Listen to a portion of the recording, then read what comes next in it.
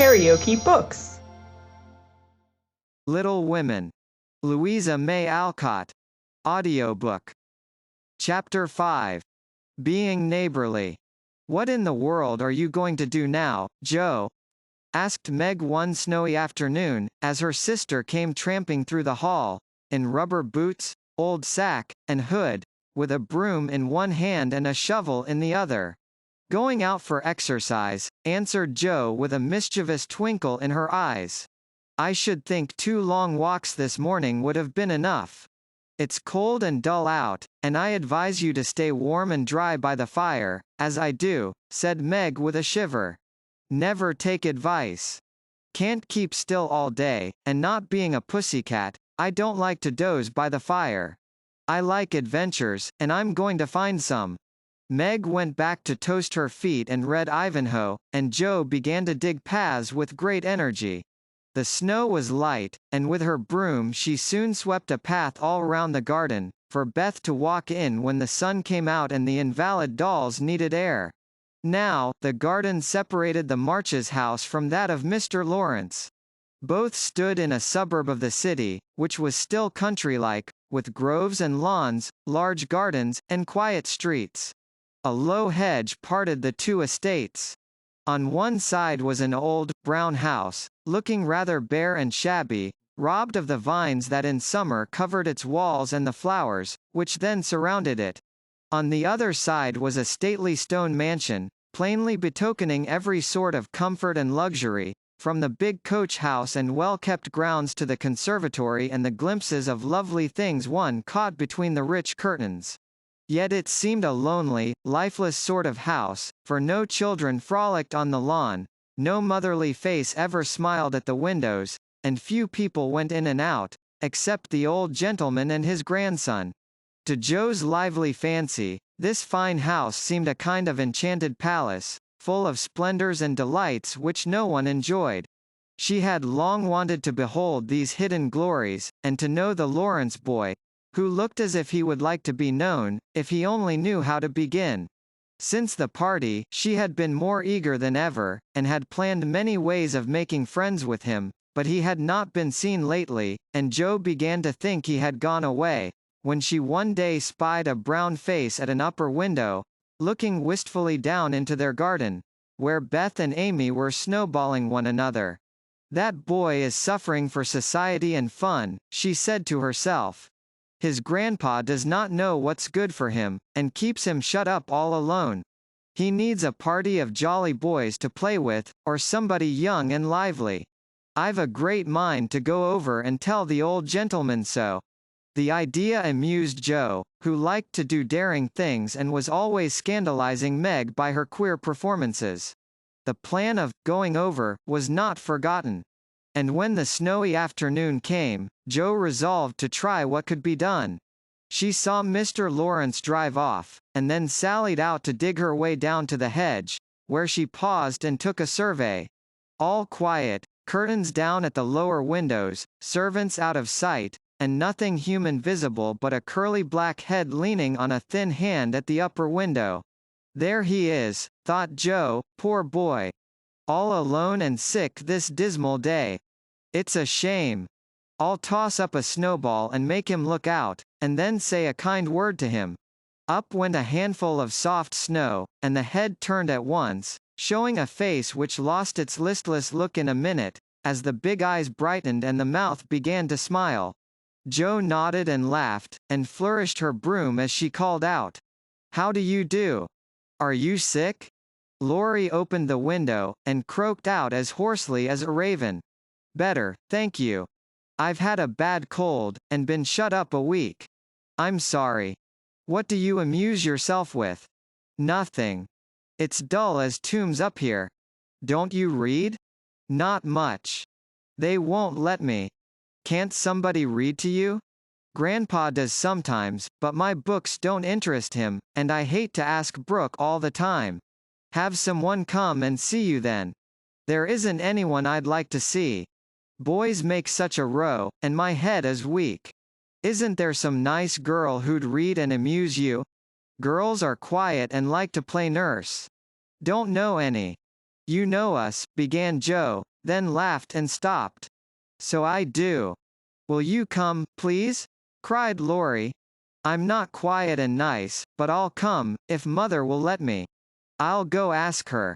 Shut the window, like a good boy, and wait till I come. With that, Jo shouldered her broom and marched into the house, wondering what they would all say to her. Laurie was in a flutter of excitement at the idea of having company, and flew about to get ready, for as Mrs. March said, he was a little gentleman, and did honor to the coming guest by brushing his curly pate, putting on a fresh color, and trying to tidy up the room, which in spite of half a dozen servants, was anything but neat. Presently there came a loud ring, then a decided voice, asking for Mr. Laurie, and a surprised-looking servant came running up to announce a young lady. All right, show her up, it's Miss Jo, said Laurie, going to the door of his little parlor to meet Jo, who appeared, looking rosy and quite at her ease, with a covered dish in one hand and Beth's 3 kittens in the other. Here I am, bag and baggage, she said briskly. Mother sent her love, and was glad if I could do anything for you. Meg wanted me to bring some of her blancmange, she makes it very nicely, and Beth thought her cats would be comforting. I knew you'd laugh at them, but I couldn't refuse, she was so anxious to do something. It so happened that Beth's funny loan was just the thing, for in laughing over the kits, Laurie forgot his bashfulness, and grew sociable at once. That looks too pretty to eat, he said, smiling with pleasure, as Jo uncovered the dish, and showed the blancmange, surrounded by a garland of green leaves, and the scarlet flowers of Amy's pet geranium. It isn't anything, only they all felt kindly and wanted to show it. Tell the girl to put it away for your tea. It's so simple you can eat it, and being soft, it will slip down without hurting your sore throat. What a cozy room this is. It might be if it was kept nice, but the maids are lazy, and I don't know how to make them mind. It worries me though. I'll write it up in 2 minutes, for it only needs to have the hearth brushed, so, and the things made straight on the mantelpiece, so, and the books put here, and the bottles there, and your sofa turned from the light, and the pillows plumped up a bit. Now then, you're fixed. And so he was, for, as she laughed and talked, Jo had whisked things into place and given quite a different air to the room. Laurie watched her in respectful silence, and when she beckoned him to his sofa, he sat down with a sigh of satisfaction, saying gratefully, "How kind you are. Yes, that's what it wanted. Now please take the big chair and let me do something to amuse my company." "No, I came to amuse you. Shall I read aloud?" And Jo looked affectionately toward some inviting books nearby. "Thank you. I've read all those, and if you don't mind, I'd rather talk," answered Laurie.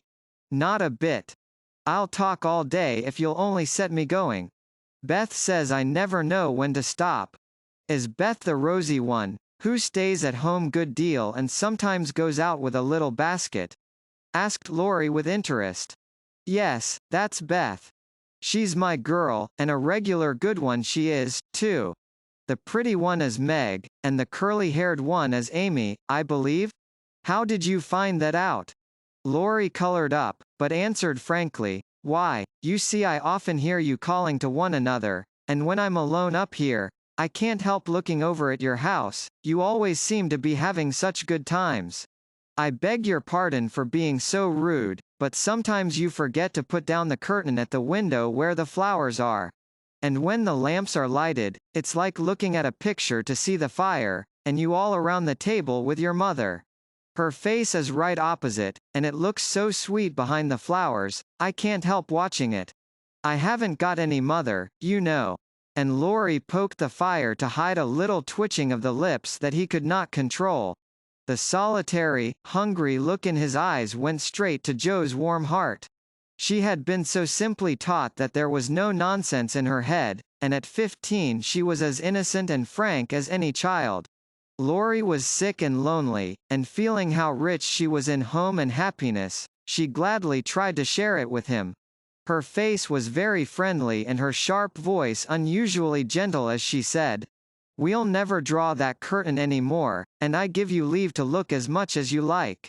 I just wish, though, instead of peeping, you'd come over and see us. Mother is so splendid, she'd do you heaps of good, and Beth would sing to you if I begged her to, and Amy would dance. Meg and I would make you laugh over our funny stage properties, and we'd have jolly times. Wouldn't your grandpa let you? I think he would, if your mother asked him.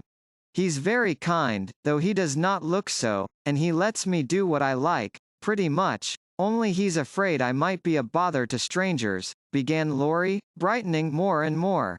We are not strangers, we are neighbors, and you needn't think you'd be a bother. We want to know you, and I've been trying to do it this ever so long. We haven't been here a great while, you know, but we have got acquainted with all our neighbors but you.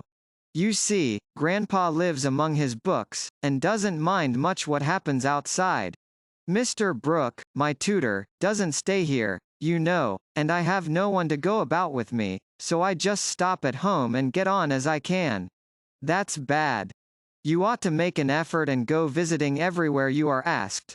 Then you'll have plenty of friends, and pleasant places to go to. Never mind being bashful. It won't last long if you keep going. Laurie turned red again, but wasn't offended at being accused of bashfulness, for there was so much goodwill in Jo it was impossible not to take her blunt speeches as kindly as they were meant. Do you like your school? Asked the boy, changing the subject, after a little pause, during which he stared at the fire and Jo looked about her, well pleased. Don't go to school, I'm a businessman, girl, I mean. I go to wait on my great-aunt, and a dear, cross old soul she is, too, answered Jo. Laurie opened his mouth to ask another question, but remembering just in time that it wasn't manners to make too many inquiries into people's affairs, he shut it again, and looked uncomfortable. Jo liked his good breeding, and didn't mind having a laugh at Aunt March, so she gave him a lively description of the fidgety old lady, her fat poodle, the parrot that talks Spanish, and the library where she reveled. Laurie enjoyed that immensely, and when she told about the prim old gentleman who came once to woo Aunt March, and in the middle of a fine speech, how Pole had tweaked his wig off to his great dismay, the boy lay back and laughed till the tears ran down his cheeks, and a maid popped her head in to see what was the matter. Oh, that does me no end of good. Tell on, please, he said, taking his face out of the sofa cushion, red and shining with merriment.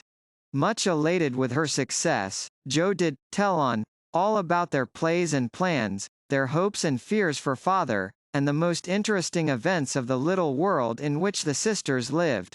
Then they got to talking about books, and to Jo's delight, she found that Laurie loved them as well as she did, and had read even more than herself. If you like them so much, come down and see ours. Grandfather is out, so you needn't be afraid, said Laurie, getting up. I'm not afraid of anything, returned Jo, with a toss of the head. I don't believe you are, exclaimed the boy, looking at her with much admiration, though he privately thought she would have good reason to be a trifle afraid of the old gentleman, if she met him in some of his moods. The atmosphere of the whole house being summer-like, Laurie led the way from room to room, letting Jo stop to examine whatever struck her fancy. And so, at last they came to the library, where she clapped her hands and pranced, as she always did when especially delighted. It was lined with books, and there were pictures and statues, and distracting little cabinets full of coins and curiosities, and sleepy hollow chairs, and queer tables, and bronzes, and best of all, a great open fireplace with quaint tiles all round it. What richness! Sighed Jo, sinking into the depth of a velour chair and gazing about her with an air of intense satisfaction. Theodore Lawrence, you ought to be the happiest boy in the world, she added impressively. A fellow can't live on books, said Laurie, shaking his head as he perched on a table opposite.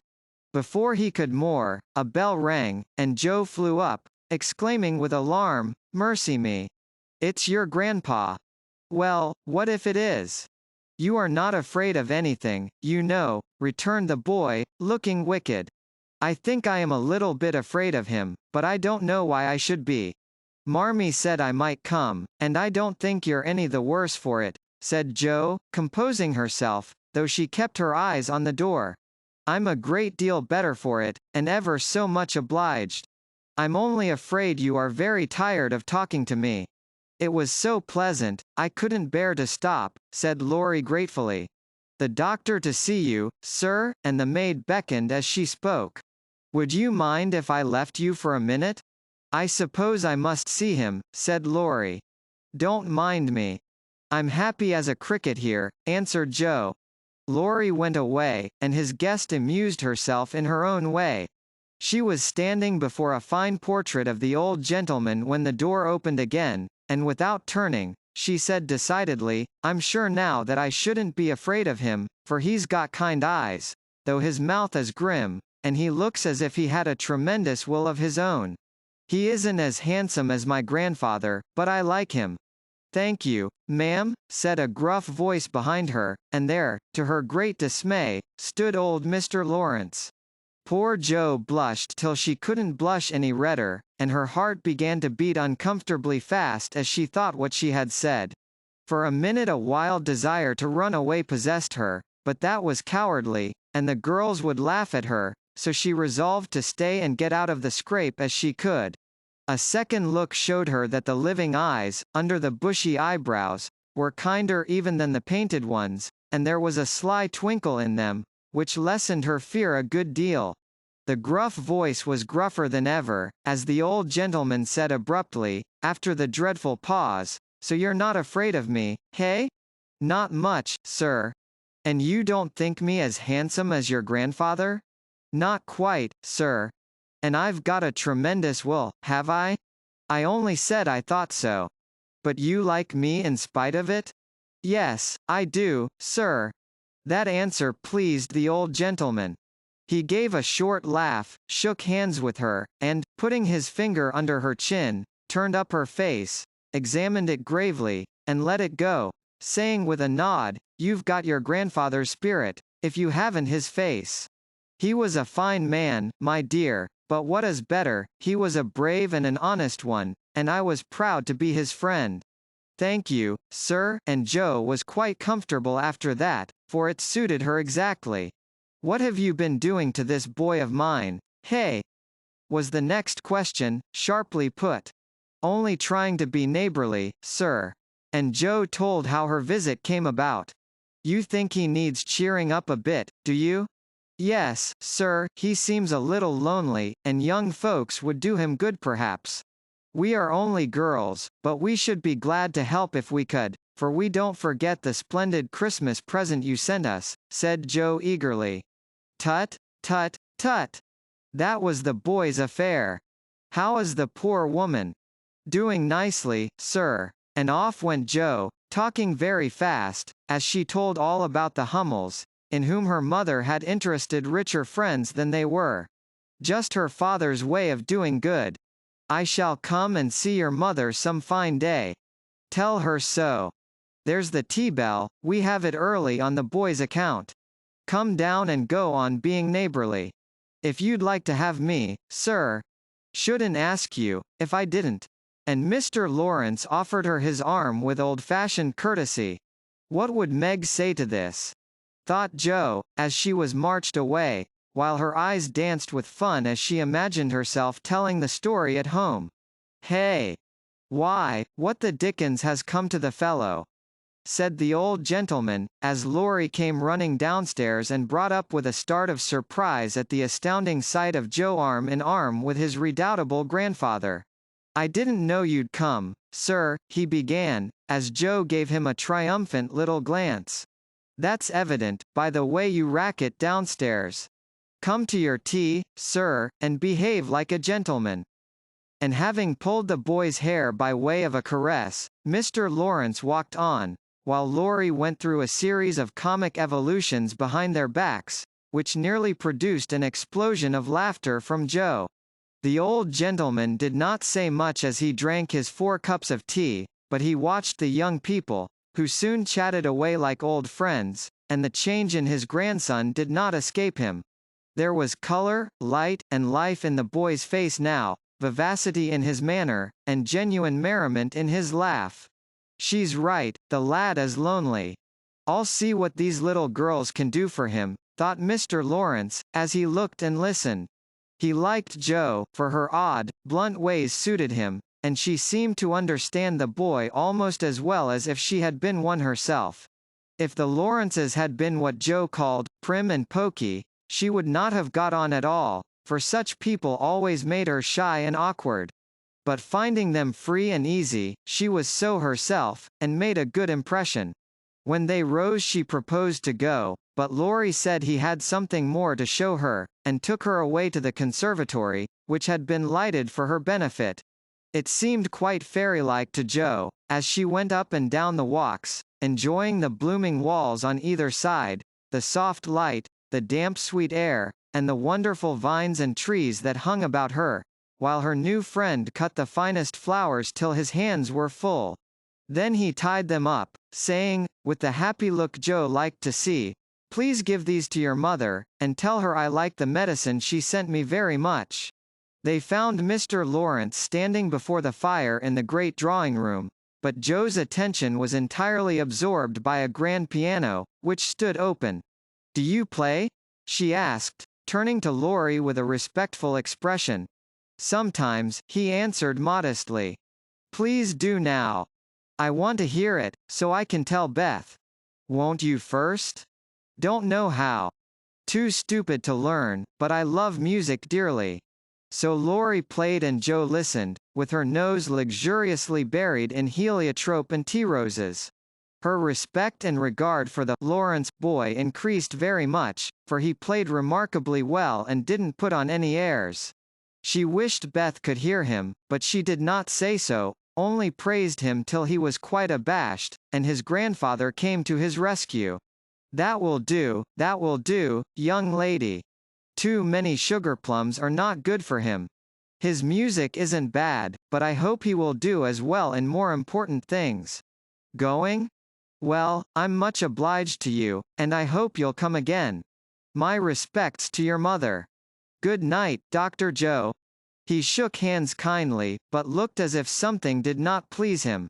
When they got into the hall, Jo asked Laurie if she had said something amiss. He shook his head. "No, it was me. He doesn't like to hear me play." "Why not?" "I'll tell you some day. John is going home with you, as I can't." "No need of that. I am not a young lady, and it's only a step. Take care of yourself, won't you?" "Yes, but you will come again, I hope? If you promise to come and see us after you are well." "I will. Good night, Laurie." "Good night, Jo, good night." When all the afternoon's adventures had been told, the family felt inclined to go visiting in a body, for each found something very attractive in the big house on the other side of the hedge. Mrs. March wanted to talk of her father with the old man who had not forgotten him, Meg longed to walk in the conservatory, Beth sighed for the grand piano, and Amy was eager to see the fine pictures and statues. "Mother, why didn't Mr. Lawrence like to have Laurie play?" asked Jo, who was of an inquiring disposition. "I am not sure, but I think it was because his son, Laurie's father, married an Italian lady, a musician, which displeased the old man, who was very proud. The lady was good and lovely and accomplished, but he did not like her, and never saw his son after he married. They both died when Laurie was a little child, and then his grandfather took him home. I fancy the boy, who was born in Italy, is not very strong, and the old man is afraid of losing him, which makes him so careful. Laurie comes naturally by his love of music, for he is like his mother, and I dare say his grandfather fears that he may want to be a musician.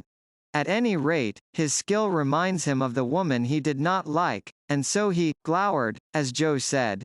"Dear me, how romantic!" exclaimed Meg. "How silly," said Jo. "Let him be a musician if he wants to, and not plague his life out sending him to college, when he hates to go. That's why he has such handsome black eyes and pretty manners, I suppose." "Italians are always nice," said Meg, who was a little sentimental. "What do you know about his eyes and his manners?" You never spoke to him, hardly, cried Joe, who was not sentimental. I saw him at the party, and what you tell shows that he knows how to behave. That was a nice little speech about the medicine mother sent him. He meant the blanc mange, I suppose. How stupid you are, child. He meant you, of course. Did he? And Joe opened her eyes as if it had never occurred to her before. I never saw such a girl.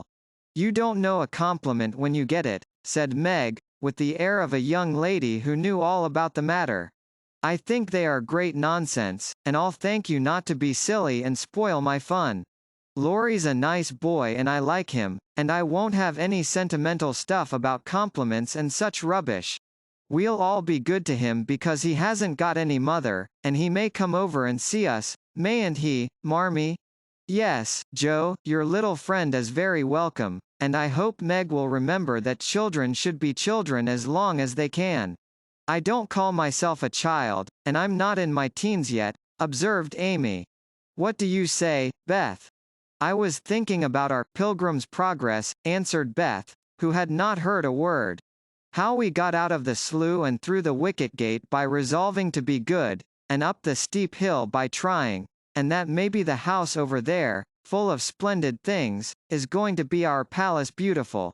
We have got to get by the lions first, said Joe, as if she rather liked the prospect. KaraokeBooks.